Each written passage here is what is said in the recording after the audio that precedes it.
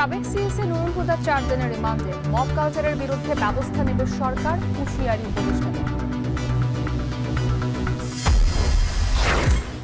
বিগত 3 নির্বাচনে কারচুপিতে জড়িতদের চিহ্নিত করেছে দুদক। 2018-তে শতভাগ ভোট পড়া কেন্দ্রের কর্তাদের খোঁজে ইসিতে চিঠি। ফেব্রুয়ারির নির্বাচন নিয়ে ষড়যন্ত্র রুখে দেওয়ার হুঁশিয়ারি বিএনপির। জাতিসংঘের তত্ত্বাবধানে ভোট হলে আপত্তি নেই জামায়াতের। অবশেষে ঢাকা দক্ষিণে নগর ভবনের ফটক খুলল বিএনপির ইশরাক সমর্থকরা। নাগরিক সেবা শুরু হলেও গ্রাহক কম।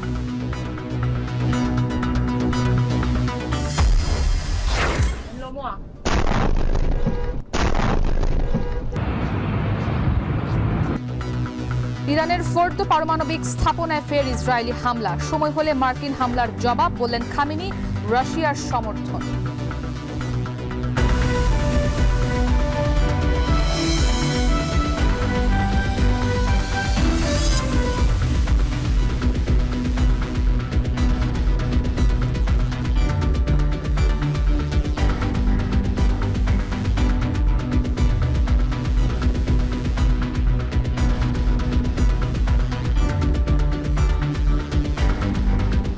স্বাগত। এখন সন্ধ্যায় পুরো আয়োজন জুড়ে আপনাদের সাথে থাকবো আমরা দুজন, আমি ইসরাত মুক্তি এবং আমি তানজিম শাফিন।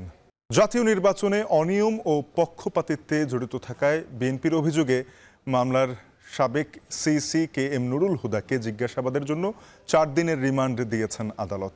বিকেলে শুনানি শেষে ঢাকার chief metropolitan magistrate Mustafizur Rahman remand আবেদন মঞ্জুর করেন। বিস্তারিত থাকছে মশিউর অনিকের প্রতিবেদনে।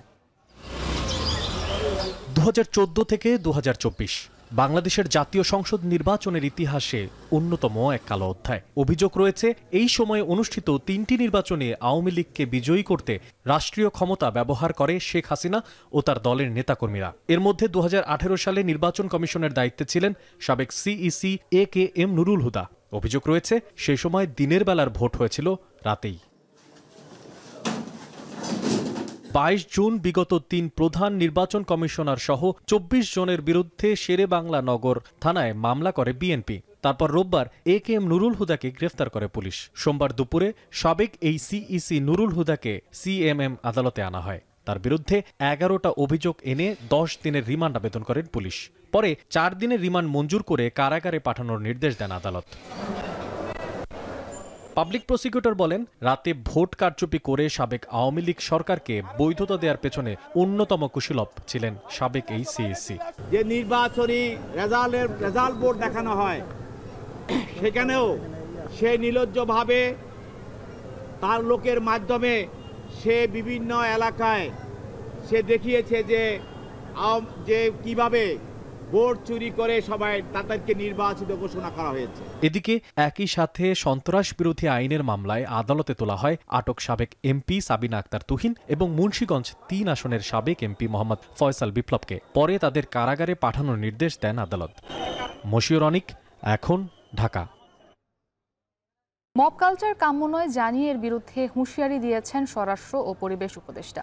সাবেক সিইসি নুরুল হুদাকে গ্রেপ্তারের সময় মবের শিকার হওয়া নিয়ে সমালোচনার প্রেক্ষিতে প্রতিক্রিয়ায় এ কথা জানান তারা। এদিকে বিএনপির শীর্ষ নেতারাও মবের বিরুদ্ধে দলের অবস্থান স্পষ্ট করেছেন। আজহার লিমনের প্রতিবেদন। রাতের ভোটের নির্বাচন খ্যাত 2018 সালের সমালোচিত নির্বাচন যে কমিশনের অধীনে অনুষ্ঠিত হয়েছিল, কে এম নুরুল হুদা সেই কমিশনের প্রধান। মঙ্গলবার একদল মানুষ তাকে উত্তরার বাসা থেকে বের করে পুলিশের হাতে সুপর্দ করে এবং পুলিশ তাকে আটক করে উত্তরা পশ্চিম থানায় নিয়ে যায়। কিন্তু গ্রেপ্তারের আগে বিক্ষুব্ধ জনতা সাবেক এই বিতর্কিত সিইসিকে জুতার মালা পরিয়ে দেয়া, ডিম ছুঁড়ে মারাসহ যেসব কর্মকাণ্ডে অংশ নেয় তা নিয়ে শুরু হয় সমালোচনা। এই ঘটনাকে মব সংস্কৃতি হিসাবে আখ্যা দেন বিএনপির স্থায়ী কমিটির সদস্য সালাউদ্দিন আহমেদ। অডিও বার্তায় তিনি বলেন, সাবেক এই প্রধান নির্বাচন কমিশনারকে লাঞ্ছিত করার ঘটনায় দলের কেউ জড়িত থাকলে ব্যবস্থা নেওয়া হবে। রাজধানীতে আরেক অনুষ্ঠানে একই ইস্যুতে বিএনপির স্থায়ী কমিটির সদস্য আমির খসরু মাহমুদ চৌধুরী বলেন, ব্যক্তির দায় দল নেবে না। মবক্রেসির বিরুদ্ধে বিএনপি শক্ত অবস্থানে আছে, সেই অবস্থান থেকে বিএনপি সরে দাঁড়াবে না। বিএনপি বাংলাদেশের সহনশীল পরস্পরের সম্মানবোধের রাজনীতি প্রতিষ্ঠিত করার জন্য অঙ্গীকারবদ্ধ। নির্বাচনের ডেট, নির্বাচনে মনোনয়ন দাখিলের তারিখ, বাছাই করার তারিখ, নির্বাচনের দিনক্ষণ সবগুলো একটা শিডিউল দেওয়া হয়। সুতরাং সেটা নির্বাচনের এত আগে কোনো সময় দেওয়া হয় না, একটা নির্বাচনের কাছাকাছি সময়ে দেওয়া হয়। আমরা সবাই এগিয়ে যাচ্ছি, জাতি এগিয়ে যাচ্ছে ঐক্যবদ্ধভাবে, সেটা হচ্ছে গুরুত্বপূর্ণ বিষয়। আমরা চাই আইনের শাসন প্রতিষ্ঠা এবং আদালতের রায় বাস্তবায়ন হবে, বিচার প্রক্রিয়ায় স্বচ্ছতা থাকবে। সাবেক প্রধান নির্বাচন কমিশনার নুরুল হুদার বিরুদ্ধে অভিযোগ, তার গ্রেফতার প্রক্রিয়া এবং তার বিচার প্রক্রিয়া আইনগতভাবে যথাযথভাবে পরিচালিত হবে প্রত্যাশা করি। যদি বিএনপির যে কোনো নেতাকর্মী এই ঘটনা জড়িত থাকে, ডিসিপ্লিনারি অ্যাকশন নেব। এদিকে ঘটনার নিন্দা জানিয়েছেন উপদেষ্টা সৈয়দা রিজওয়ানা হাসানও। সচিবালয়ে এক প্রশ্নের উত্তরে তিনি বলেন, আইন নিজের হাতে তুলে নেবার এই ঘটনায় সরকার শুধু বিবৃতি দিয়ে বসে থাকেনি, ব্যবস্থা নেবারও প্রতিশ্রুতি দিয়েছে।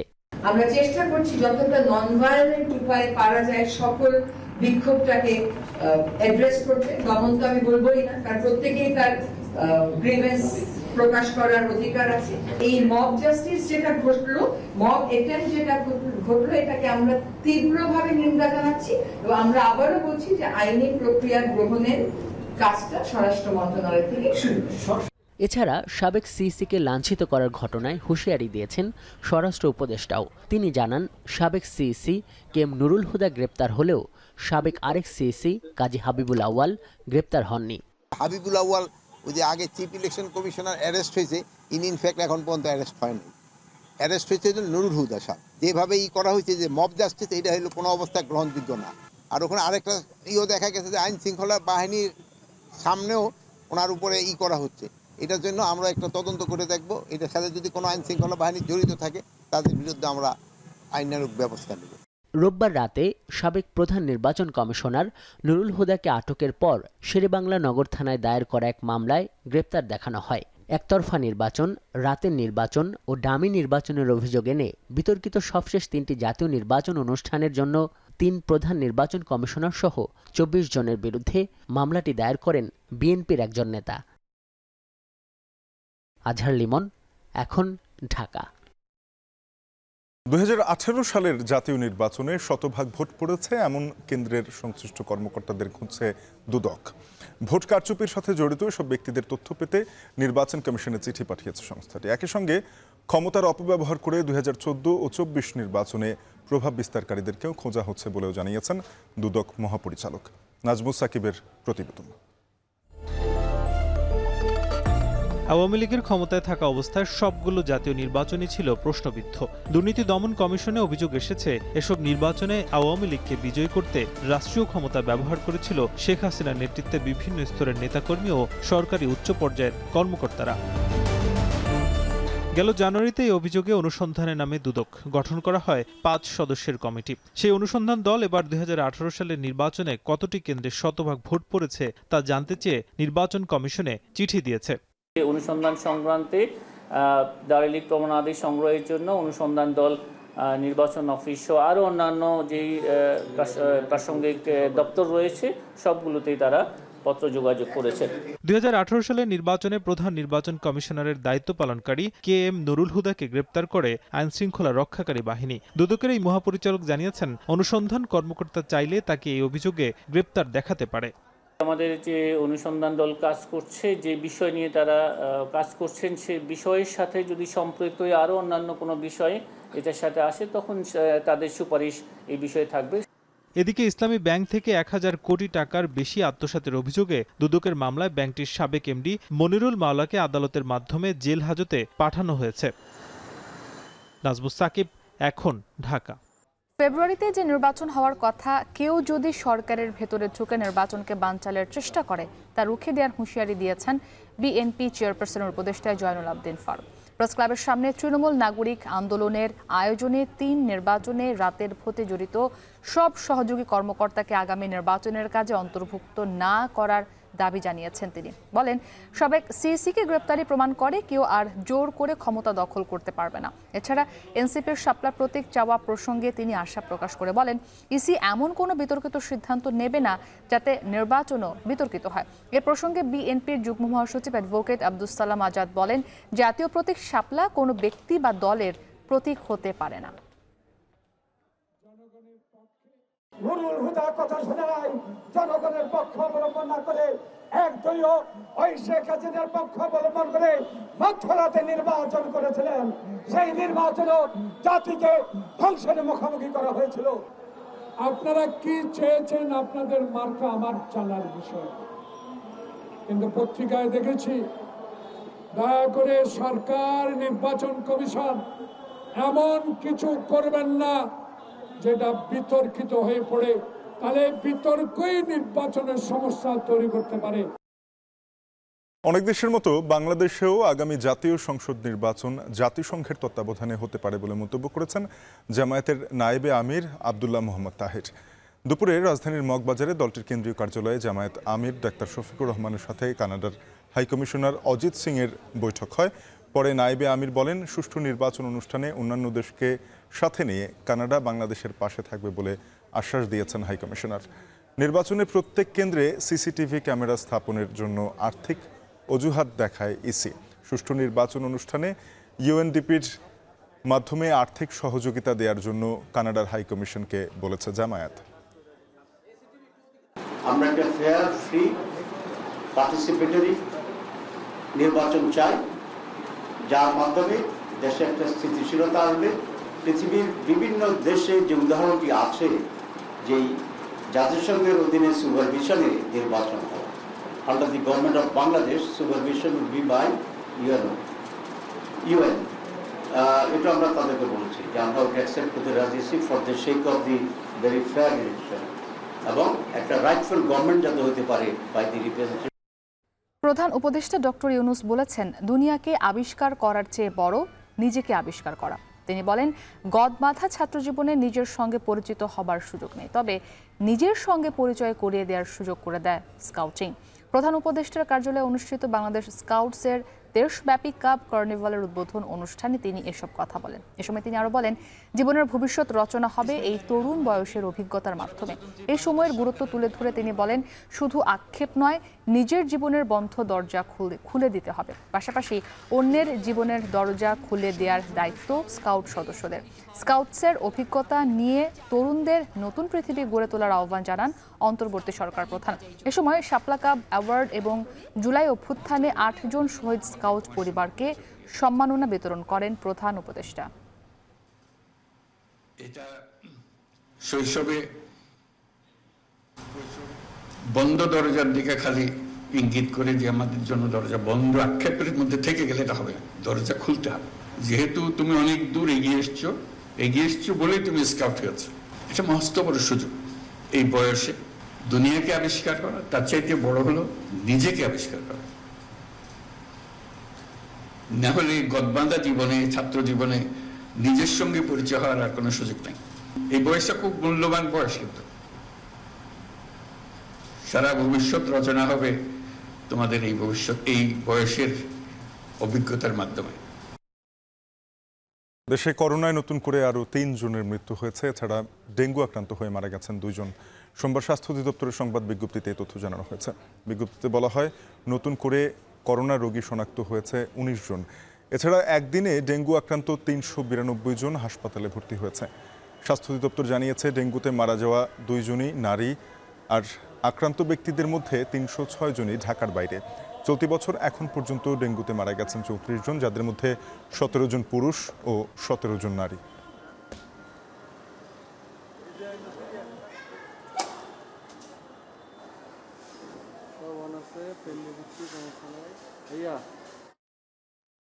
কোনোদিন কোভিড, কোনোদিন ডেঙ্গু, শীর্ষ মৃত্যুর খবর হতচকিত করছে নাগরিকদের। একদিনে কোভিডে 5 জনের মৃত্যু হলেও স্বাস্থ্য বিভাগের অব্যবস্থাপনায় ডেঙ্গু পরিস্থিতি ক্রমাগত খারাপ হচ্ছে। প্রাণসংহারী 2টি রোগ থেকে বাঁচতেই রোগাক্রান্তদের সর্বোচ্চ সতর্কতার আহ্বান বিশেষজ্ঞদের। মুজাহিদ শুভর প্রতিবেদন। কোভিডের 3 ডোজ টিকা নিয়েও আক্রান্ত হয়ে হাসপাতালে এসেছেন 40 বছর বয়সী যুবক। রোগীর স্বজন জানালেন দীর্ঘ 6 মাস ধরে ক্যান্সারে ভুগছেন তিনি। যদিও অন্য হাসপাতালে ক্যান্সারের চিকিৎসা নেওয়ার সময় তাকে কোভিড পরীক্ষার পরামর্শ দিয়েছিলেন চিকিৎসক। আর কয়েকটি টেস্ট দিতে কোনো পজিটিভ আসছে, পজিটিভ আসার পর আপনার এখানে নিয়ে আসছে। এখানে কোভিড ওয়ার্ডে ভর্তি হওয়া 15 জনের মধ্যে 3 জন 40 বছরের নিচে আর বাকিদের সবাই উপরে। তবে সবাই কোনো না কোনো জটিল রোগে আক্রান্ত। জ্বর আছে কিন্তু কোনো কাশি নাই, তার নিউমোনিয়ার ফিচার নাই, শ্বাসকষ্ট নাই, সেও কিন্তু বাসায় এগুলোকে বলে মাইল্ড কেস উইথ কোমরবিড, তারাও বাসায় থেকে চিকিৎসা করতে পারে। সেই ক্ষেত্রে হয়তো ডাক্তারের পরামর্শ নিয়ে কিছু অ্যান্টিভাইরাল ড্রাগ আছে, ওগুলো খেতে পারে। এই হাসপাতালে ডেঙ্গু আক্রান্ত হয়ে ভর্তি হয়েছেন 20 জন, যাদের 5 জনই শিশু। 11 বছর বয়সী এক কিশোরী তার বাবা মায়ের সঙ্গে এসেছে সর্বাধিক আক্রান্ত জেলা বরগুনা থেকে। বাবার দাবি চিকিৎসকই রেফার করেছেন ঢাকায়। বরগুনা জেলায় 2 দিন রাখলাম, 2 দিন রাখার পর দেখি যে অবস্থা বেশ সুবিধা না, তখন আবার নিয়ে আসলাম। ডিএনসিসি হাসপাতাল কর্তৃপক্ষ বলছে চলতি বছরে কোভিড ও ডেঙ্গু মিলে কেবল 1 জনের মৃত্যু হয়েছে। রোগীদের সুস্থ হবার হার অনেক বেশি। কোভিড ভর্তি থাকা অবস্থায় আমাদের কাছে 1 জন রোগী মারা গেছেন। ডেঙ্গুতে এখন পর্যন্ত আমাদের কোনো রোগী মারা যায়নি এখন পর্যন্ত। এই গত 2 মাসে এখন অবশ্যই ডেঙ্গু এবং কোভিড আক্রান্ত রোগীর সংখ্যা অনেক বেড়েছে। তবে এখন আতঙ্কের সময় না, এখন হচ্ছে সচেতনতার সময়। চলতি বছর কোভিডে 16 আর ডেঙ্গুতে দ্বিগুণ তথা 32 জনের প্রাণহানির ঘটনা ঘটেছে। কোভিডে একদিনে সর্বোচ্চ 5 জনের মৃত্যু হলেও টিকা গ্রহণ বা সতর্কতার ছিটে ফোটাও দেখা যাচ্ছে না সাধারণ মানুষের মধ্যে। আর ডেঙ্গুতে রাজনৈতিক পট পরিবর্তন ও অর্থের অভাবে যথাসময়ে জরিপ না করবার পরিণতি কোথায় গিয়ে ঠেকবে তার পূর্বাভাস মিলছে ঊর্ধ্বমুখী আক্রান্ত ও মৃত্যুর পরিসংখ্যানে। মুজাহিদ শুভ, এখন ঢাকা। অবশেষে ঢাকা দক্ষিণ সিটি কর্পোরেশনের নগর ভবনের প্রধান ফটকের তালা খুলে দিয়েছেন ইশরাক হোসেনের সমর্থকরা। একই সাথে খুলে দেওয়া হয়েছে নাগরিক সেবাদানকারী সকল দপ্তরের তালাও। তবে নাগরিক সেবা পেতে খুব একটা আনাগোনা নেই সাধারণ মানুষের। সিটি কর্পোরেশনের কর্তা ব্যক্তিরা বলছেন শিগগিরই ভিড় বাড়বে নগর ভবনে। শম্পা বিশ্বাসের প্রতিবেদন। গত 14 মে থেকে ঢাকা দক্ষিণ সিটি কর্পোরেশনের নগর ভবনের প্রধান ফটকে তালা ঝুলিয়ে দেয় ইশরাক হোসেনের সমর্থকেরা। প্রায় 1.5 মাস পর সোমবার সকালে সেই তালা খুলে দিয়েছে তারা। ফলে নাগরিকদের সেবা পাওয়ার ক্ষেত্রে আর কোনো বাধা নেই। নাগরিক সেবা চালু হলেও নগর ভবনে এখনো সাধারণ মানুষের তেমন আনাগোনা শুরু হয়নি। অসুবিধা হয় নাই, মানে ওরা বলে দিচ্ছে যে এই ফর্মগুলি নিয়ে আসেন, কাগজপত্রগুলো, তারপর আমরা করে দেবো আর কি। কাগজপত্র দিলে করে দেবো।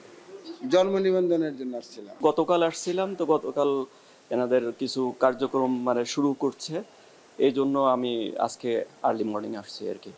সবাই আছেন, আমার ফাইল কোথাও বসে থাকে নাই। সিটি কর্পোরেশনের সেবাদানকারী কর্মকর্তারা বলছেন এখনো নাগরিকেরা সেবা চালুর কথা জানেন না, ফলে ভিড় কম। তবে সেবাদান অব্যাহত আছে। আমাদের প্রায় 1 মাস পর সেবা কার্যক্রম চালু হয়ে যাচ্ছে। আমাদের এই ডিপার্টমেন্ট হচ্ছে জন্ম মৃত্যু নিবন্ধন। আমরা শুধু এখান থেকে জন্ম মৃত্যু নিবন্ধন কার্যক্রম চালু করে দিচ্ছি। আর অন্যান্য যেখানে নাগরিক সনদ সবকিছুই চালু হয়ে গিয়েছে। যে নগরবাসীকে যাদের যেই সমস্যা আছে আপনারা আপনাদের সংশ্লিষ্ট শাখায় যোগাযোগ করেন। সবাই অপেক্ষা করতেছে, সিটি কর্পোরেশন কর্মকর্তা কর্মচারীরা অপেক্ষা করতেছে। আপনারা যখনই আসবেন আপনাদের তাৎক্ষণিকভাবে সকল সেবা সমাধান দেওয়া হবে। এদিকে আন্দোলনের কারণে এতদিন সেবা কিছুটা ব্যাহত হলেও এখন পরিস্থিতি স্বাভাবিক হচ্ছে বলে জানিয়েছেন প্রধান নির্বাহী কর্মকর্তা। জানান এতদিন দপ্তরে তালা থাকলেও মশক এবং বর্জ্য ব্যবস্থাপনার কাজ চলমান ছিল। কিছু কিছু জায়গায় হয়তো কিছুটা ইন্টারাপ্ট হয়েছে, যেটা আমাদের অফিসিয়াল পারপাস, এই অফিসে প্রবেশ করে যেগুলি করা প্রয়োজন হয়। যে আমাদের নাগরিক সেবাগুলি যেগুলি আমরা দিয়ে থাকি, আমাদের অনেকগুলি নাগরিক সেবা আছে আপনারা জানেন। সেই নাগরিক সেবার ম্যাক্সিমাম সেবাগুলি আমাদের কোনোটা একদম পূর্ণাঙ্গ, কোনোটা সীমিত আকারে আমাদের চলমান ছিল, যেগুলি এখন পূর্ণোদ্যমে শুরু হয়েছে। ইশরাক হোসেনকে ঢাকা দক্ষিণ সিটি কর্পোরেশনের মেয়র হিসেবে শপথ পড়ানো এবং দায়িত্ব বুঝিয়ে দেওয়ার দাবিতে গত 15 মে থেকে নগর ভবনের সামনে অবস্থান কর্মসূচি পালন করে আসছিলেন তার সমর্থকেরা। নগর ভবনের প্রধান ফটকে তালা ঝুলিয়ে দেওয়ার পাশাপাশি সেবাদানকারী দপ্তরেও তালা দেয় তারা। শম্পা বিশ্বাস, এখন ঢাকা। কাল সকাল 10টার মধ্যে চাকরিতে পুনর্বহাল সহ 3 দাবি মেনে না নিলে মার্চ টু যমুনার হুঁশিয়ারি দিয়েছেন চাকরিচ্যুত বিডিআর সদস্যরা। দুপুরে শাহবাগে অবস্থান কর্মসূচি থেকে এই ঘোষণা দেন তারা। এর আগে 3 দফা দাবিতে শহীদ মিনার থেকে মিছিল নিয়ে যমুনা অভিমুখে যেতে চাইলে শাহবাগে বাধা দেয় পুলিশ। পরে সেখানে রাস্তা বন্ধ করে অবস্থান নেয় বিডিআরের চাকরিচ্যুত সদস্যরা। এতে কিছু সময় বন্ধ হয়ে যায় যান চলাচল। পরে জনদুর্ভোগ বিবেচনায় ব্লকেট কর্মসূচি থেকে সরে এসে জাদুঘরের সামনে অবস্থান নেন তারা। এ সময় বিডিআর সদস্যদের চাকরিতে পুনর্বহাল, মামলা প্রত্যাহার ও আটককৃতদের মুক্তির দাবি জানান তারা।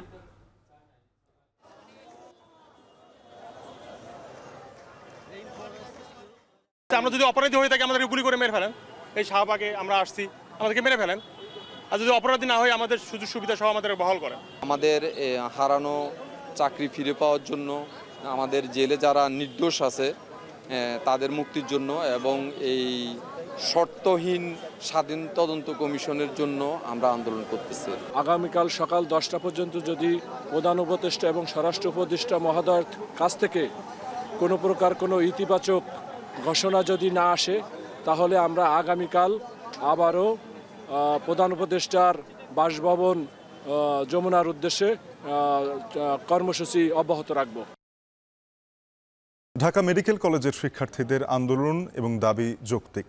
মেডিকেল কলেজের হলগুলো বসবাসের অনুপযুক্ত বলে জানিয়েছেন শহীদ ডাক্তার ফজলে রাব্বি হলের সহকারী প্রভোস্ট ডাক্তার শহীদুল ইসলাম আখুন।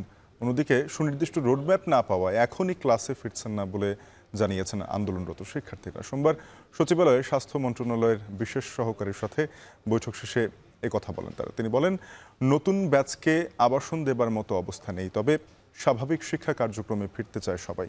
স্বাস্থ্য উপদেষ্টা বলেছেন, রাতারাতি সম্ভব নয়, তবে যা দ্রুত করা সম্ভব তা দ্রুত করা হবে। যে বিষয়ে সময় লাগবে তা ধীরে ধীরে করা হবে। এর আগে আন্দোলনরত শিক্ষার্থী প্রতিনিধি আবদুল্লাহ আল নোমান বলেন, ছাত্রাবাসের জন্য নতুন ভবন এবং বিকল্প আবাসনের সকল প্রস্তাব নিয়ে স্বাস্থ্য মন্ত্রণালয়ের সঙ্গে ফলপ্রসূ আলোচনা হয়েছে। যদিও সুনির্দিষ্ট রোডম্যাপ না আসায় এখনই শিক্ষার্থীরা ক্লাসে ফিরছে না বলে জানান তিনি। যে আমাদের যে গ্যাপটা আছে, এই গ্যাপটা যেন আমাদের পূরণ হয় এবং আমরা যেন আমাদের স্বাভাবিক কার্যক্রমে ফিরতে পারি। আপনাদের মাধ্যমে আমাদেরও আবেদন যে আমরা ছাত্রদের এই দাবির সাথে আসি, সবাই আমরা আসি, অচিরেই ঢাকা মেডিকেল কলেজ যেন তার ক্লাস শুরু করতে পারে। বিকল্প আবাসন এবং এই রোডম্যাপ সম্বন্ধে, এই নতুন ভবনের সম্বন্ধে ক্লিয়ার রোডম্যাপ আসলে আমরা ইনশাআল্লাহ ক্লাসে ফিরে যাব এবং আমাদের আন্দোলন শেষ হবে। কিন্তু এখন যেহেতু আমরা ক্লিয়ার রোডম্যাপ পাইনি এবং আজকেও একটি দুর্ঘটনা ঘটেছে, সো এমত অবস্থায় আমরা আন্দোলন থামাচ্ছি না। এবং সরকারের পক্ষ থেকে কোরবানির যে তথ্য দেয়া হচ্ছে তা সঠিক নয় বলে মন্তব্য করেছে সেন্টার ফর পলিসি ডায়ালগ সিপিডির গবেষণা পরিচালক ডক্টর খন্দকার গোলাম মোয়াজ্জেম।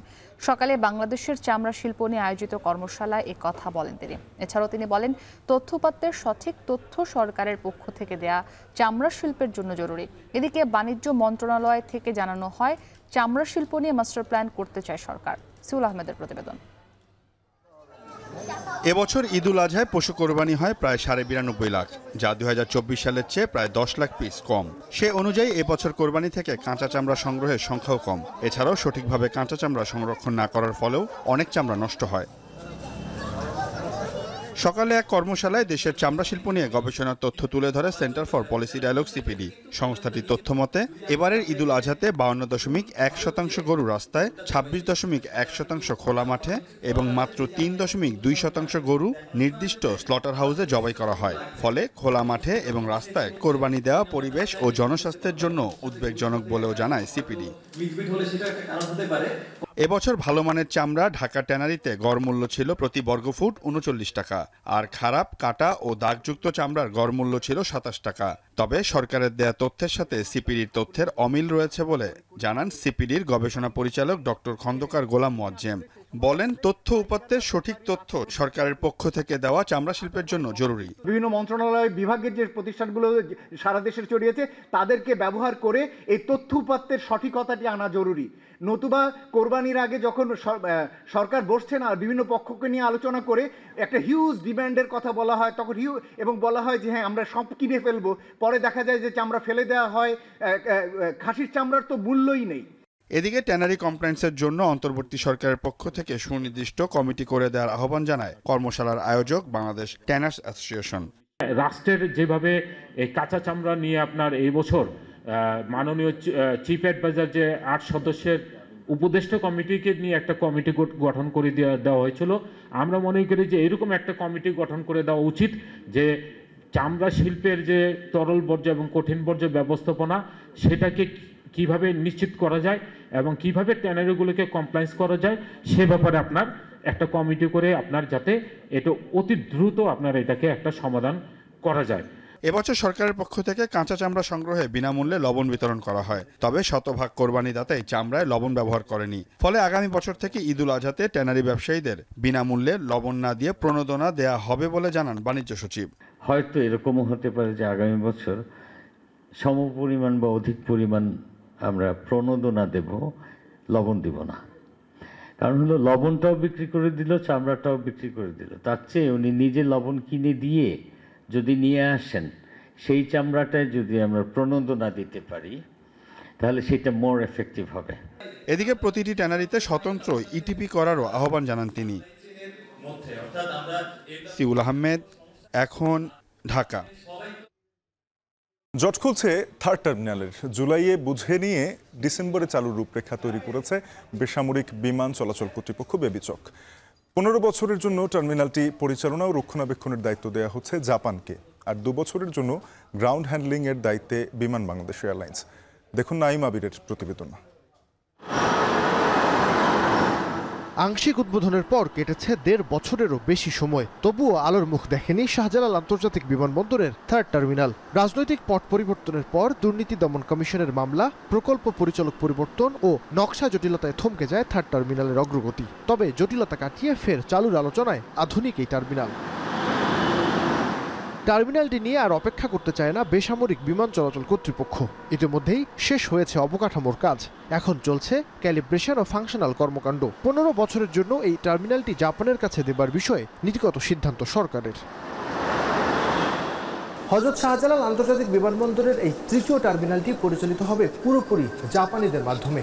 এখানে মোট 6টি জাপানি প্রতিষ্ঠান অপারেশন এবং মেইনটেনেন্সের দায়িত্ব পালন করবে, যার মধ্যে 2টি জাপানের সরকারি প্রতিষ্ঠান এবং 4টি বেসরকারি প্রতিষ্ঠান। তার অধীনেই বিমান বাংলাদেশ এয়ারলাইন্স করবে গ্রাউন্ড হ্যান্ডলিং, অর্থাৎ বিমানের গ্রাউন্ড হ্যান্ডলিং এর পুরোপুরি রিপোর্টিং করতে হবে জাপানের প্রতিষ্ঠানগুলোর কাছে। যদিও জাপানি প্রতিষ্ঠানের সঙ্গে এখনো চুক্তি হয়নি বেবিচকের, তবে আলোচনা এগিয়েছে অনেক দূর। আমরা যে 15 বছরের কন্ট্রাক্ট বা যে কন্ট্রাক্টটা করতে যাচ্ছি, যে আমরা স্পেশাল পারপাস কোম্পানি জাপানিজ কোম্পানিগুলোর সাথে আমরা এনগেজ হয়েছি অলরেডি। ওনাদের সাথে অনেক ডিটেইলস আমাদের আলোচনা হয়েছে। এই নেগোসিয়েশনটা একটু সময় লাগে, কারণ এখানে লট অফ ফিনান্সিয়াল এবং আদার এসপেক্টস থাকে, বিভিন্ন অর্ডারে থাকে। আমরা যেটা প্রপোজ করছি ওনারা হয়তো অ্যাগ্রি করছেন, ওনারা আবার রিপ্রপোজাল দিচ্ছেন, ওনাদের সাথে বসছি। এই প্রসেসটা আমরা খুবই চেষ্টা করছি যত দ্রুততার সঙ্গে শেষ করা। জুলাইয়ে ঠিকাদার থেকে টার্মিনালটি বুঝে নেবার পর শুরু হবে চালুর প্রক্রিয়া। জাপানের দায়িত্ব নেওয়ার 6 মাসের মধ্যেই এই টার্মিনালকে অপারেশনে আনা সম্ভব বলে জানালেন বেবিচক চেয়ারম্যান।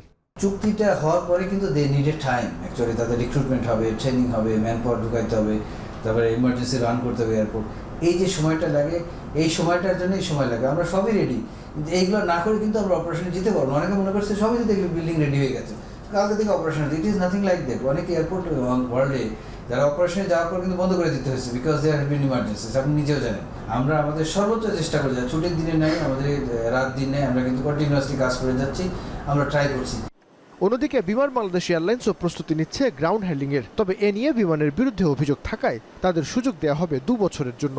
এই 2 বছরে তারা যদি যাত্রী চাহিদা পূরণে ব্যর্থ হয়, তাহলে সিভিল এভিয়েশন বিকল্প হিসেবে আন্তর্জাতিক গ্রাউন্ড হ্যান্ডলিং কোম্পানিকে নিয়োগ দেবে। শাহজালাল আন্তর্জাতিক বিমানবন্দরের থার্ড টার্মিনাল চালু হলে এই বিমানবন্দরে যাত্রী সেবা দেবার সক্ষমতা পৌঁছাবে বছরে 2 কোটিতে। বর্তমানে এই বিমানবন্দর 80 লাখ যাত্রী সেবা দিতে সক্ষম। নাইম আবির, এখন, ঢাকা। সুনামগঞ্জের জগন্নাথপুরে সেনাবাহিনীর অভিযানের সময় সন্ত্রাসীদের সঙ্গে গোলাগুলিতে এক যুবক নিহত হয়েছেন। নিহত আবু সাইদ পেশায় একজন রাজমিস্ত্রি। এই ঘটনায় অস্ত্রসহ 4 জনকে আটক করেছে সেনাবাহিনী। বিকেলে সেনাবাহিনীর প্রেস বিজ্ঞপ্তিতে বিষয়টি নিশ্চিত করা হয়। এতে উল্লেখ করা হয়, দিরাই উপজেলার কুলঞ্জ ইউনিয়ন পরিষদের চেয়ারম্যান যুবলীগ নেতা একরার হোসেনের সঙ্গে ইউনিয়ন বিএনপির সভাপতি আতিকুর রহমানের আধিপত্য নিয়ে দ্বন্দ্ব চলে আসছিল। এরই জেরে গত শুক্রবার উভয় পক্ষের মধ্যে ধাওয়া পাল্টা ধাওয়া ও অস্ত্রের মহড়ার ঘটনা ঘটে। পরে গেল রাতে অস্ত্র উদ্ধারে অভিযান চালায় সেনাবাহিনী। এক পর্যায়ে সেনাবাহিনীকে লক্ষ্য করে গুলি ছোড়ে সন্ত্রাসীরা। এ সময় গুলিতে আবু সাইদ নামের এক রাজমিস্ত্রি নিহত হন। আটক করা হয় 4 জনকে। জব্দ করা হয় একটি বন্দুক ও 4টি পাইপগান সহ 7টি রামদা, 9টি বল্লম, 6টি বুলেট প্রুফ জ্যাকেট ও গুলি। গুলিতে মারা গেছে এটুক জানছি, কে গুলি করছে, কারা গুলি করছে এটা তো জানি না। যে মারা গেছে ওর নাম পাই নাই, তবে সে রাজমিস্ত্রি, একটা নিরীহ মানুষ, কোনো গ্রুপের না, এটুক শুনলাম আর কি। বড় মৌসুমেও চট্টগ্রামের চালের আড়তে সব ধরনের চাল বস্তায় বেড়েছে 100 থেকে 400 টাকা পর্যন্ত, যা অস্বাভাবিক বলছেন খোদ আড়তদাররাই। এজন্য কর্পোরেট প্রতিষ্ঠানের চাল মজুত, মোকামে দাম বৃদ্ধি, পরিবহন খরচকে দুষছেন তারা। এছাড়া চাল আমদানিতে এলসি বন্ধ থাকায়ও দাম বৃদ্ধির অন্যতম কারণ বলছেন ব্যবসায়ীরা। হোসাইন জিয়াদের প্রতিবেদন। চলছে বোরোর ভরা মৌসুম, তাই চট্টগ্রামের সবচেয়ে বড় চালের বাজারে তুমুল ব্যস্ততা। প্রতিদিন অন্তত 100 যানবাহনে আসছে চাল। চাহিদার চেয়ে যোগানের এমন বাড়বাড়ন্তে দাম কমবে এমনটাই স্বাভাবিক, তবে বাস্তবতা ভিন্ন। বড় মৌসুমের এই সময়টাতেই বাজারে চালের সবচেয়ে বেশি সরবরাহ থাকে, কারণ বর্ষার আগমনে হাওরের প্রত্যন্ত অঞ্চল থেকেও নদীপথে আসে চাল। কিন্তু এখনই সব ধরনের চালে দাম কেজিতে বেড়েছে 3 থেকে 5 টাকা পর্যন্ত, যা বস্তায় ঠেকেছে 100 থেকে 400 টাকা। এক সপ্তাহ আগে নিয়েছিলাম আপনার 3300 টাকা কাটারিয়া, তো এখন যে 3800 টাকা, 500 টাকা বাড়তে। আর মেল মালিকেরা বলতেছে ধান ধানের বাজার বাড়তে। বন্ধের সময় তো ওরা ধান কিনেনি, বন্ধের সময় দাম তো ওদের কাছে ছিলই। ব্যবসায়ীদের অভিযোগ, কৃষকের ন্যায্য মূল্য নিশ্চিতে বন্ধ রয়েছে চাল আমদানি, তবে কৃষকদের বেশিরভাগ ধান চলে গেছে কর্পোরেট প্রতিষ্ঠানের কাছে, আর এই সুযোগ নিচ্ছে অসাধু ব্যবসায়ীরা। এলসি বন্ধ হওয়ার কারণে আমার প্রভাব পড়ছে। গাড়ি ভাড়া আগের থেকে পার বস্তায় 30 টাকা বাড়ছে। আগে মনে করেন 80 টাকা ছিল যে নগা থেকে আমাদের প্রতি বস্তায়, এখন 110 টাকা 120 টাকাও আসতেছে। বড় বড় কর্পোরেট কোম্পানিগুলা প্রচুর পরিমাণ ধান মজুত করে ফেলছে, ধান কৃষকের হাতে নাই। এই পরিপ্রেক্ষিতে ধানের চালের দাম অসম্ভব বাড়ছে। এছাড়া কোরবানির পর নানা অজুহাতে বেড়েছে পরিবহন ব্যয়ও, যার প্রভাব পড়েছে দামে। কর্পোরেট গ্রুপ আমার মনে হয় যেন কেন ধান চাউল বোধহয় এরা স্টক করতেছে বা এই ধরনের কোনো কিছুও হইতে পারে, কারণ না হলে হঠাৎ করে ধানের দামও বাড়ার কারণ নাই আর চাউলের দামও বাড়ার কারণ নাই। কারণ হাওড়ার সবসময় যখন পানি হবে হাওড়া ধান চাউল অস্বাভাবিক হারে বাইরে আসবে, তখন বাইরে এলে মার্কেট অটোমেটিক কমে যায়। তো এইবার তো একবারে পুরোটা উল্টা করতেছে। এমন অবস্থায় চালের অস্বাভাবিক দাম বৃদ্ধির লাগাম টানতে মোকাম ও মিল পর্যায়ে তদারকির দাবি সংশ্লিষ্টদের। হোসাইন জিয়াদ, এখন চট্টগ্রাম। মধ্যপ্রাচ্য সংকট নতুন মাত্রায় পৌঁছেছে যুক্তরাষ্ট্রের সরাসরি হস্তক্ষেপে। ইরানে ভূখণ্ডে হামলার জবাব সঠিক সময়ে সঠিক জায়গায় দেবে বলে তেহরান জানাচ্ছে। তারা বলছে হুমকির কোনো উৎস তারা রাখবে না, এবং যুক্তরাষ্ট্রকে এই যেই হুমকি বা প্রতিক্রিয়া যেটি বলা চলে সেটি জানানো হলো যুক্তরাষ্ট্র যখন ইরানের শাসন ব্যবস্থা পরিবর্তনের আলাপটি তুলেছে, ঠিক তখনই তেহরান এমন একটি হুমকি বা প্রতিক্রিয়া দিয়েছে।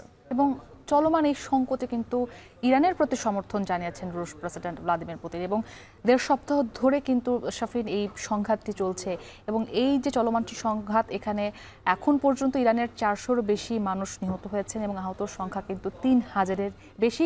এই বিষয়টি নিশ্চিত করেছে দেশটির স্বাস্থ্য মন্ত্রণালয়। একটি প্রতিবেদন রয়েছে নুজাত কামালের, আমরা দেখে আসবো।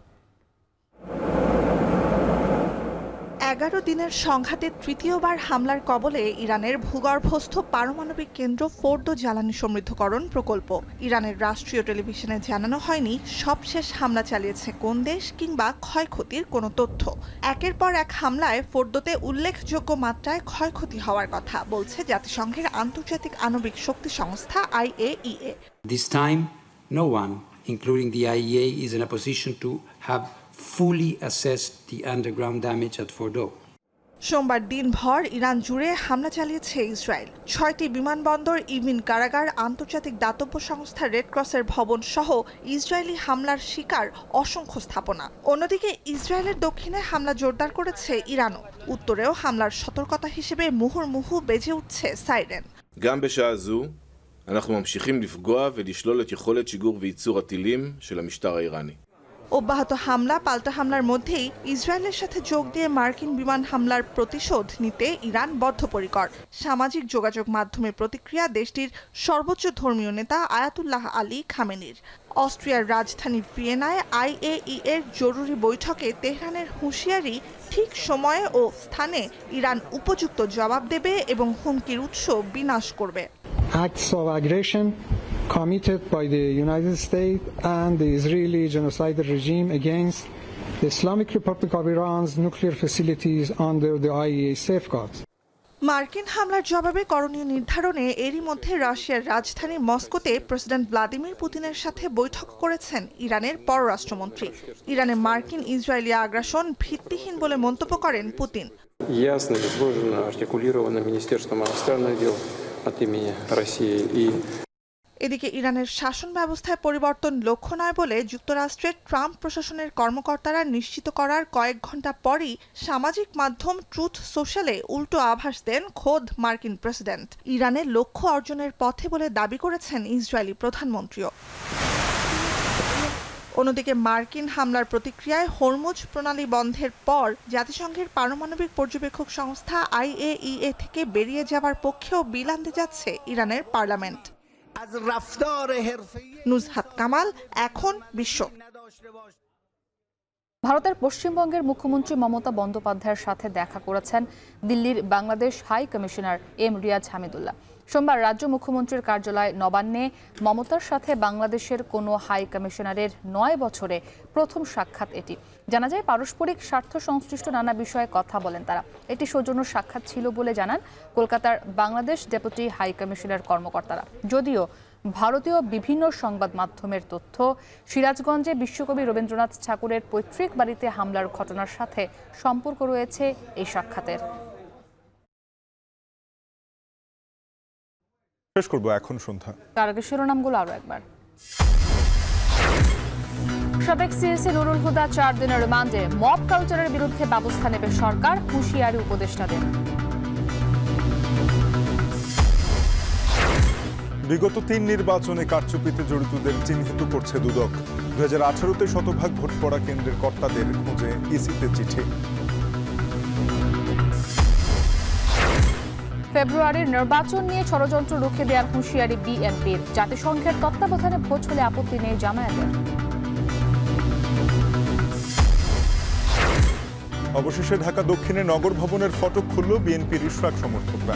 নাগরিক সেবা শুরু হলেও গ্রাহক কম।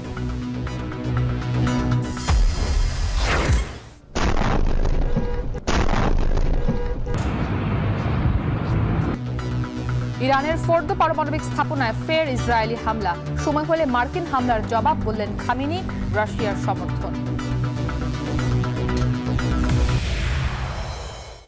এই ছিল এখন সন্ধ্যায়। এখন টেলিভিশন ওয়েবসাইটে দেখতে ভিজিট করুন এখন.tv।